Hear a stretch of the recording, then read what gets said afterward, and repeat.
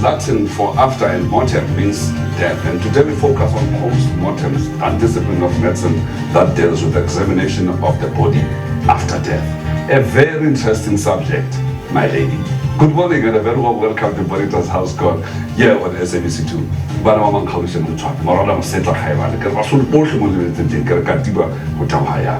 I'm Dr. Venta Amatase.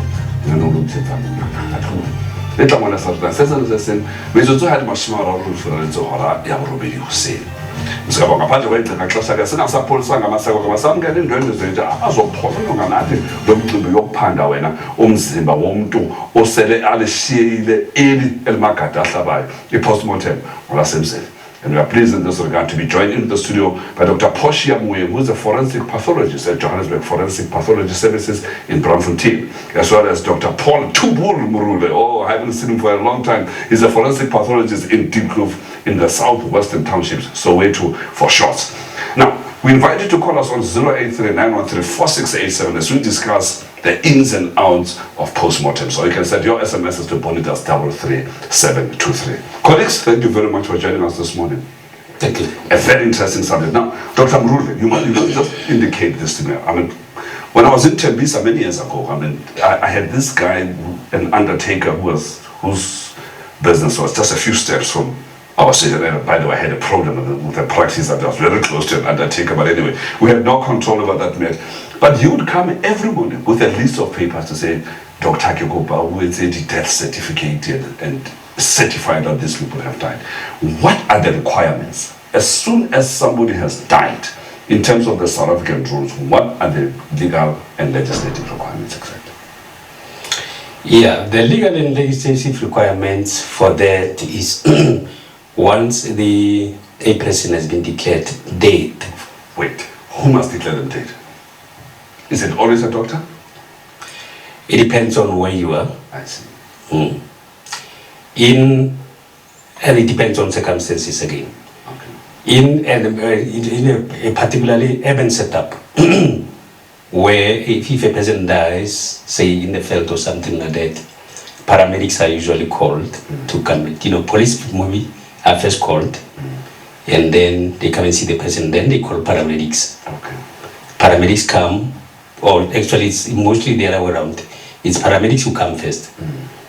Then they examine the person, search for signs of life, and if there are no signs of life, they declare the person dead. But in a setup like a hospital or a clinic, it's normally the doctors who would declare the person dead. I see. And once that has happened, then what follows? Once that happens, then it is decided whether the death was natural or unnatural. Okay. If it was natural, a death registration form, which is normally called BI 1663, is signed By the doctor. by the doctor. Okay. In the past, it should be signed by nurses as well, where there are no doctors. For instance, midwives in the case of young children, they would also sign it, but preferably by a doctor. I see. And preferably the one who would have seen or have treated the deceased. I see. But in the absence of the one who has seen or treated the deceased, any other medical doctor can be called to come and examine the body of the deceased. Okay. And once he or she is satisfied that after examining the body of the deceased and together with the history that he got from those who might have witnessed the death, he's satisfied that this death is due to natural causes, then he can go ahead and sign this death off as a natural. Just hold it there. That is natural. Oh, okay. Now, it's very important for what we are talking about today, even for people out there when they are confronted with a person that might have died. Now, for a lay person, for you to say somebody has died, and you are ready to call the police, or you are ready to call the Black Maria or the car from the mortuary to come and pick up that person, what should you? What must you ascertain as a lay person? Forget about the doctors, that this person might have died. What are those things that you must look for? Do you mean once the death has been certified? Well, yeah, because that the person is not talking, maybe is not enough. That the person is not breathing, maybe is not enough. But what is it that is saying? Once you've identified 1, 2, 3, you must say this person has died, but you must still get somebody who's medically trained to come and confirm that. For a lay person, one would say that once you see that the person is not rousable, whether they are dead or unconscious, is to call for help. What do you mean by arousal? That you cannot wake them up. Yeah. Yes. Is to call for help because they may be in a deep coma. You know, not everybody knows to feel for pulses or to know where to go to feel for pulses. So the first thing for a lay person. Then suspect. Not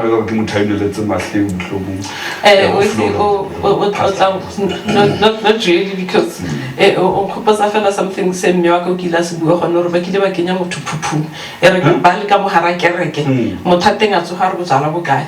So that's why re reng highly a lay person ask for help. Because Kahomoto is just deep under and it's not that otlokafetse. So you need somebody to come also certify that this person is really. You need a health trained person to come. Whether it's a neighbor who's a nurse, but call for help. Yes. Let's hold it there. Now, we wish to sound a word of warning now to all sensitive viewers, but after having established how to make a diagnosis of death, as my colleagues have said this morning, let us now examine some of the changes that the body undergoes after death. Let's watch. The various stages of death can be grouped into 3 broad groups, and they are classified according to time. There are things that happen immediately when a person dies, and that immediately within a few seconds to minutes. And there are things that happen early after a person dies. This is from a few hours to a few days, and then there are things that happen late, a few weeks to a few months to a few years. Now, if one considers the things that happen immediately after one dies, there's cessation of circulation, cessation of breathing, loss of brainstem reflexes, and what we refer to as primary flaccidity. In other words, the body becomes limp. Within a few hours after death, one starts to see the early changes that are associated with death. The body starts to cool. Because remember that your body temperature is at around 37 degrees in a living person. But once you die, the processes that maintain your body temperature cease. So your body begins to cool up until it reaches equilibrium with the environment. The body becomes stiff. There's postmortem stiffening, which we refer to as rigor mortis. And now this is an enzymatic reaction that happens in muscles after you've died, which is not well understood. But we know that it occurs, and it occurs at a predictable rate, so it can actually help to determine the post-mortem interval. There is what we refer to as hypostasis. This is pooling of the blood in gravity-dependent areas of the body, depending on what the position the body is in when the person died. Once rigor mortis ceases, due to the beginnings of decomposition, the body becomes limp again for the second time. Then also the body starts to dehydrate. Things like the eyes and mucous membranes become dry, and one can actually examine and see these changes just by examining the body. You say a few hours after a person has died, their body becomes flaccid and limp, and a few hours later it goes into stiffness, what you call rigor mortis. What is the importance of this?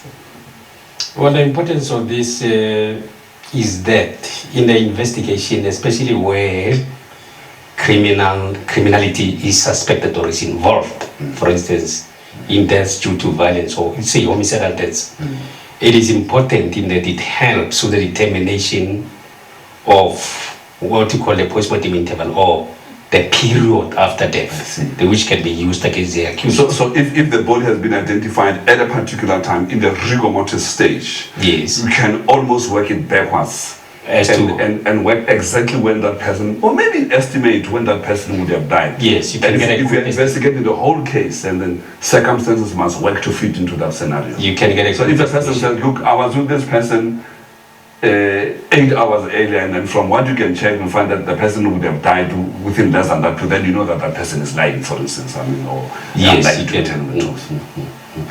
So clearly then, these things are important. Now, lividity or the hypostasis that he explained, I mean, the body that they showed, there was a fairly light-skinned body. Would this be applicable to the dark-skinned people as well? Yes, it is. Although obviously the darker the skin is, the more difficult it is to observe from the naked eye, but yes. Now, obviously, there are a lot of things that happened, and we'll do that a little bit later when we get to the nitty-gritties of the post-mortem itself. But when a person dies, almost everything stops. All processes stop. The digestion in the stomach stops. All the processes stop. So there's nothing that continues after death. Strictly speaking, not quite. It's a gradual phenomenon. There are some cells that die quicker than others, where you may find that, especially for organ donation, people may come even the next day to come and harvest the heart. Organs, and they see that they're still viable, they can still be used. Things like maybe bone, for example, or tendon, but things like your GIT, obviously they die off quicker, the brain quicker. Now let us hear more about the different types of postmortems as they are done in this particular country, South Africa, the land of sunshine. Let's have a look. When a person dies, it is not always indicated to perform a post-mortem. There are specific indications that will dictate whether a post-mortem is performed or not. And even when it has been decided that a post-mortem is required, there are different types of post-mortems that can be performed depending on the reasoning. Now, there are two broad groups of post-mortems that are performed. Those that are of medico-legal importance and those that are of academic importance. Now, academic postmortems are performed at the request of the family or the request of a family physician or surgeon when the cause of death is known or perhaps not fully ascertained but is understood to have been due to natural causes. When somebody who was previously well dies suddenly and unexpectedly, and the cause of death is unascertained or unknown, or when somebody dies due to unnatural causes, then a forensic post-mortem is requested. Dr. Murul, I have to come back to you because you raised this matter a little bit earlier, natural and unnatural death. What is an unnatural death? Because I get a sense that in South Africa, the law requires that for all unnatural deaths, a post-mortem must be performed. Am I right? Yes. And what is an unnatural death then? An unnatural death is death as defined in several acts of law. Okay. Meaning? Meaning that, if I'm to elaborate on this one, it is a death in which force has been applied. Okay. Be physical or chemical. I see. Okay. So anybody who dies in an MVA, anybody who dies in MEDA, anybody who dies in any type of lightning strike or something, drowning and all of those are all unnatural deaths. Yes. But by what you are saying, anybody who has been poisoned, anybody who has been to theater, for instance, and has been under the anesthesia, will also be referred to as an unnatural death. Yes, it will be referred to as an unnatural death. I was saying that it's categorized by certain acts of law into different areas. For instance, there is death which falls under the Inquest Act. Okay. In which is death where you think there has been, where a doctor, when you examine the body, you think that there has been, it's a result of some commission, that is of some form of action, or of some omission. I see. Or meaning some neglect. I see. Such a death is recognized as an unnatural death. Who performs this post-mortem? Who is qualified to perform this? A medical doctor, ideally one that has been trained in the specialty of forensic pathology. But not always. Not always, especially when you go to the more rural areas where you find that it will be a medical officer, but ideally also they need to get some training with that, with forensic pathology. So, because the language that we use as forensic pathologists is slightly different to when I was in clinical medicine, for example. In clinical medicine, we tend to refer to any kind of open wound as a cut. But once you come to forensic pathology, you know you have to name them specifically depending on the mechanism of injury, whether it was blunt force or sharp force. And then there the name is different. So one has to be fairly specific. Now we're going to get into the nitty-gritties of that, and I can't wait. But also, we've heard of many families out there who have somebody who has died, purportedly from natural causes, but they just want to make sure, or they want to have closure of some sort, because they are not certain on the circumstances around the death. And then you often hear that a family have contracted or have acquired the services of a private pathologist. Now, who are these people, and how do they get into this process? A few of our colleagues are actually involved in doing autopsies privately, meaning that the families would have to pay for that service, because as it is now, families do not pay for anything. I see. Yes, so in that setting, if they know it was a natural death, for example, but they want to make sure. Okay. Some of them, what they end up doing is to say that maybe they died of poisoning. And under that circumstance, then they end up opening a police case. And then it comes to us as an unknown or a query poisoning. Okay. And if it is that kind of a case, it can take years, because our forensic lab is, the toxi lab is inundated with cases. That's another, we don't want to get to that problem. So if they know that it was a natural cause of death, it is actually advisable that they try and accept that. Otherwise, it would be to go the private route, as you're saying. Would sudden death qualify as an unnatural death? Yes, sudden death you would qualify as an unnatural death. And there are a few other deaths for instance, if a person dies in hospital under a procedure, that death is regarded as an unnatural death. Okay. Another type of death is unnatural death is we talked about sudden unnatural death. Those are the types of unnatural deaths. Now, it's amazing when you say that the changes that the body undergoes after death, but now we are studying this and we have to do this because it can assist in determining the circumstances around that particular death or the cause of that death. We'll continue our discussion on postmortem.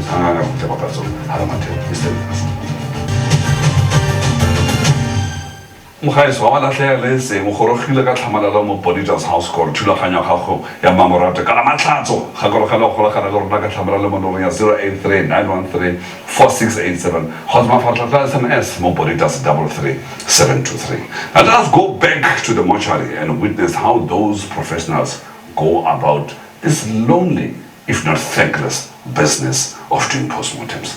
Let's watch.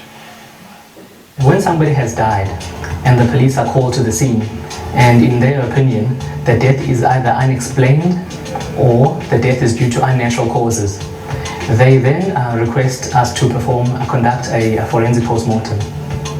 Now, we conduct forensic postmortems mainly for two purposes. One is to determine the exact cause of death, and secondly is to document and report on any presence or absence of injuries. Now, often this can be a very difficult decision for the police in certain crime scenes where the cause of death is unapparent. In those crime scenes, then the police may actually call a forensic pathologist to actually come and assist them in determining the circumstances under which a death occurred. Once the police have determined that a death is either unexplained or is due to unnatural causes, they then fill in a form that they refer to as an SAPS 180. This then empowers the forensic pathologist or gives them jurisdiction over the body. When a body arrives here for a forensic postmortem at the request of the police, there's a certain procedure that is followed. The body is then allocated to a particular pathologist who will conduct the relevant postmortem. Now, the doctor will then study the docket, the SAPS 180 form, which is the police report detailing the circumstances or the reported circumstances under which this person died. Now, the doctor then goes to examine the body, or so-called viewing of the body, to determine whether there are any obvious external injuries or whether, or more importantly, whether there are any obvious signs of natural disease. Now this is important because it helps, because in some instances where a death is unexplainable to non-medically trained personnel, examining the external features can often elucidate a natural cause to the death, in which instance then a forensic post-mortem is not required. Now the process by which you conduct a forensic post-mortem is a stepwise process.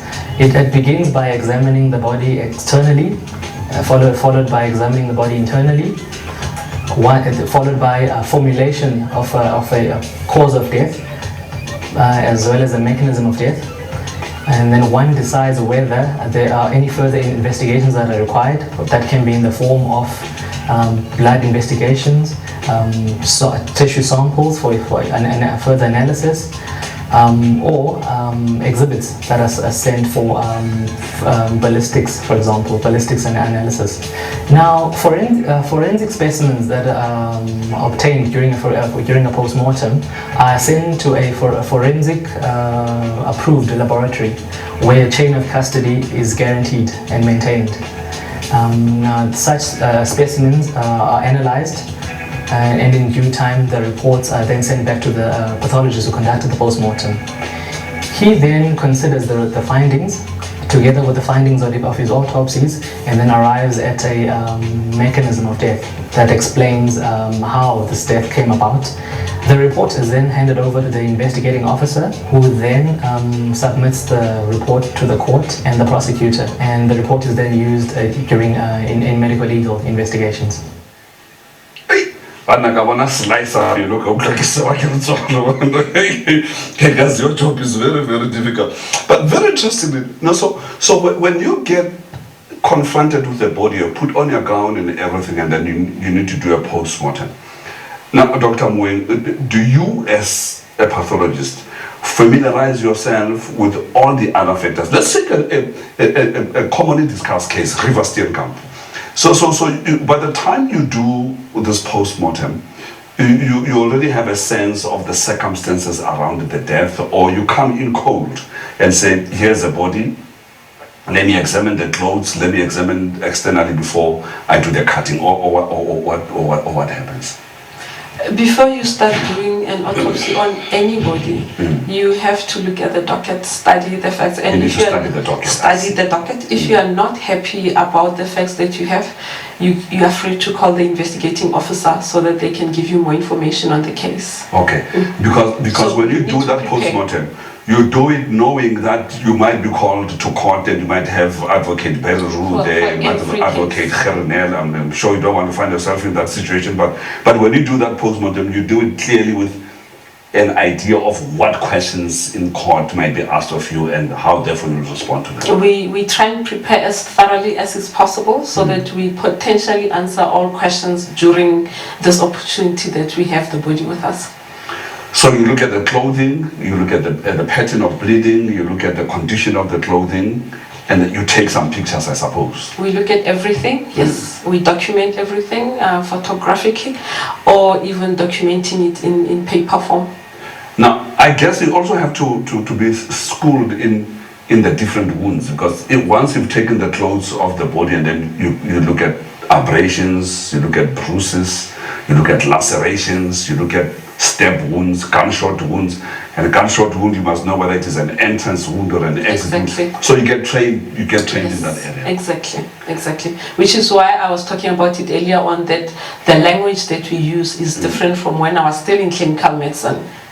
This is more specific, has to be directed. So the study of bullets and guns, ballistics as it were, so you have to be taught in this, because you might be asked, looking at the wound, what kind of bullet you think was fired and what distance it was fired from. You could be asked all of those questions? Not that. Ballistics is done by the police. Okay. We do terminal ballistics, meaning the effect on the body itself. Now you have to have a medical degree to do all of this. I mean, you can't just go about cutting bodies without understanding anatomy and physiology and being trained. Of course, you have a medical degree. Now, when you open the body, where do you start? Well, it depends. There are a few. There's a number of methods used, but where we work, or in this region, we normally start opening from the chest downwards. Okay, from the chest downwards, okay. So you But get the lungs, again, you get the heart and the... Yes, again, your dictate also depends on what sort of injuries are you looking for. For instance, if a person has got injuries to the neck, your approach will be different from where you don't suspect neck injuries. I see. Or where you don't expect to specifically look for neck injuries. So it depends on what the cause of the death is and also on what you are looking for. I see. But there are normally certain standards, methods of approach. Now let's go back to gastric emptying time, which became a very interesting subject in that court case. We can talk about it, I mean, it's in the public domain now. Now, when you finally come into the stomach, you look for it. You look for the contents of the stomach with what idea? Because I mean, it became a highly controversial issue in the Oscar Pistorius case because the pathologist found some food in there, some food that was still not completely digested, and because there's a certain amount of time that we expect food to be digested and leaving the stomach, I think it's 3 to 5 hours, the fact that there was still some food there, they could draw back and say that person must have eaten at least, 5 hours before the time of death. Is it really something that you concentrate on, and does it really impact on the outcomes of a lot of criminal cases or murders? It's not an exact science, as I think we all came to see in the case that you just mentioned now. It depends on a number of things. It depends on the individual, their health. Are they on other medication? Are they shocked? For example, you may find that somebody has been in hospital for a few days, but because they were admitted shocked, by the time we do an autopsy, say for example they do not survive, you might find that the body, that the food is still partially digested. You can still recognize what the person had eaten. So it really depends on a lot of things, because obviously once the person is shocked, there is no good blood supply to the stomach, so then the digestive process is interrupted. Now there's a South African innovation, I won't mention it by name, that was hailed throughout the world, that it can be used to check a body in a few seconds and can tell if there are any fractures and everything, especially in post-mortem setting. How important it is, because if you're examining a body, I imagine you're not going to be looking at each and every little bone. Is it important that you should have a general and aerial view of the whole body to see if there are any fractures? And I'm thinking here, motor vehicle accidents and some such. Are you talking about a Lodox machine? Yes, the Lodox machine to be more specific. Yes. Again, the use of such machines also depends on what you're looking for, what the cause of the death is. For instance, in this way we suspect there are missiles, like bullets involved, and we've seen the wounds, but we're not sure how many times the person was shot. Descended and bone injuries as a result of that. Then you can use that to help you with possibly locating bullets that did not exit the body, so that to retrieve them, because they would be needed in the forensic laboratories to help with the investigation. When we return, we'll continue our discussion on post-mortems. You've got to stay with us after the break.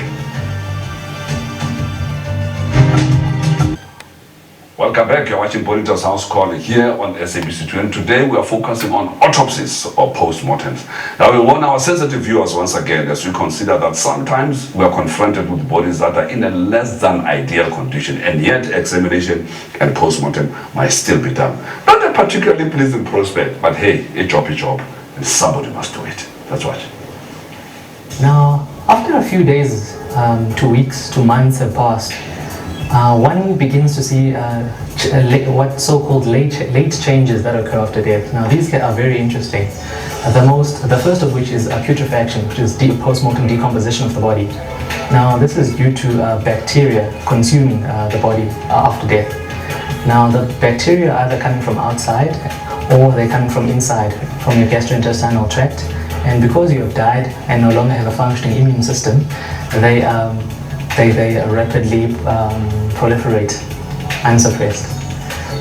One may also encounter much rarer phenomena such as saponification. Now, saponification refers to the conversion of certain types of fatty tissues on the body to a substance called adipocere. Now, this occurs if the body has been buried in moist soil. This is important from a forensic perspective because it actually preserves the recognizable features of the body for a prolonged period after death. And more importantly, it also preserves certain types of wounds. Now, if somebody dies in a very dry climate, whereby the body dehydrates very rapidly, the tissues can undergo a process called mummification. This causes the soft tissues of the body to take on almost a leathery type of texture with loss of all fluid. Now, this is important from a forensic perspective because it preserves the features of the body, the recognizable features of the body. Now, another late change that can occur after death is predation by animals, so-called postmortem scavenging. Now, this can present a problem if somebody has died in a secluded area, perhaps out in the veld, because injuries that occur after death can often